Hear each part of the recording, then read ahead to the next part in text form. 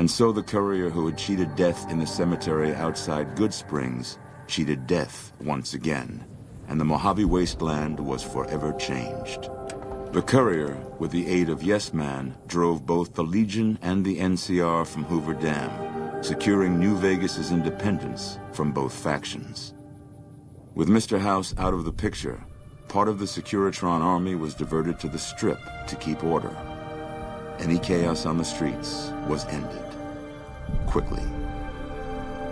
Chaos became uncertainty, then acceptance with minimal loss of life. New Vegas assumed its position as an independent power in the Mojave. Supporting the ideals of independence, the courier was recognized as the man responsible for a truly free New Vegas.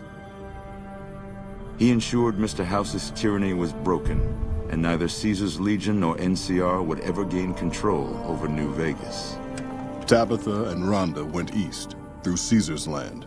Occasionally, tales of their exploits found their way back west, though few believed them.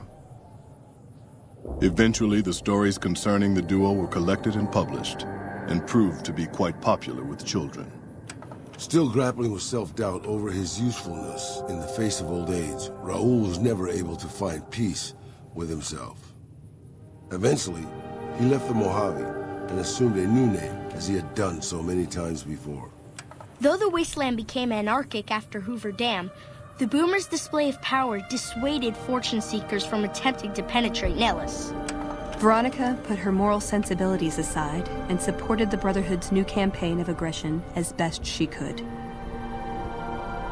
Yet, deep down, she understood that it meant their end would surely be soon to follow. Their leaders destroyed by the courier, the fiends scattered throughout the wasteland. Without the organization of Motor Runner, Cook, Violet, and Driver Nephi, they were easy prey. After the courier ensured New Vegas remained free, the followers found that independent Vegas was even more unstable and violent than before. Old Mormon Fort became excessively burdened by the influx of patients, struggling to provide even the most basic of services.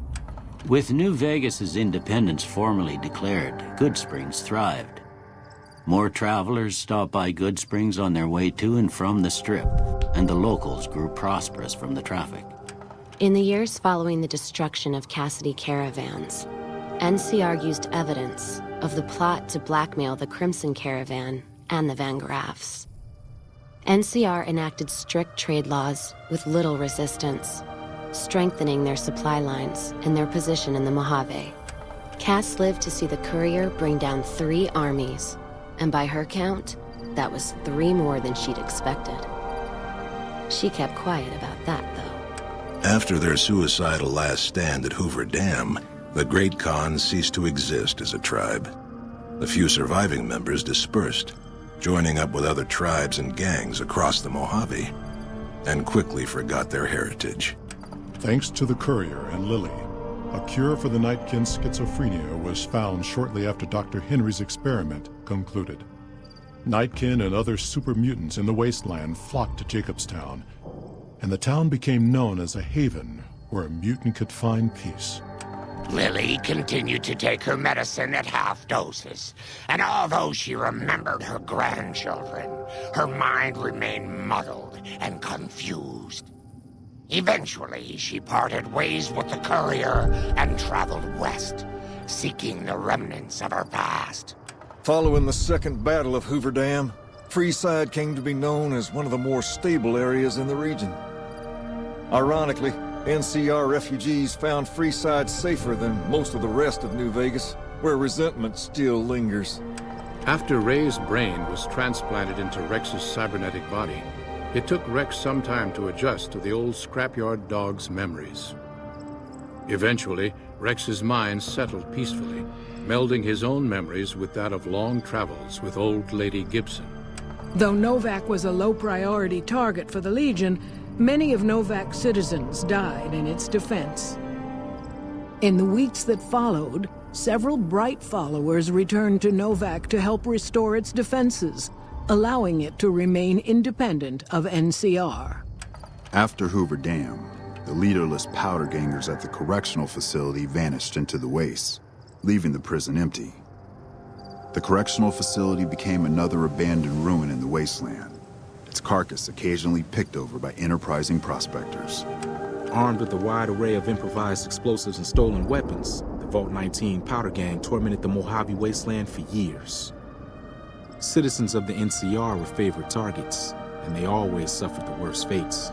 Despite NCR's pledge to support Prim, they abandoned the town after their loss to the Courier. Independent again, Prim operates much as it had before the powder gangs arrived, full of ups and downs.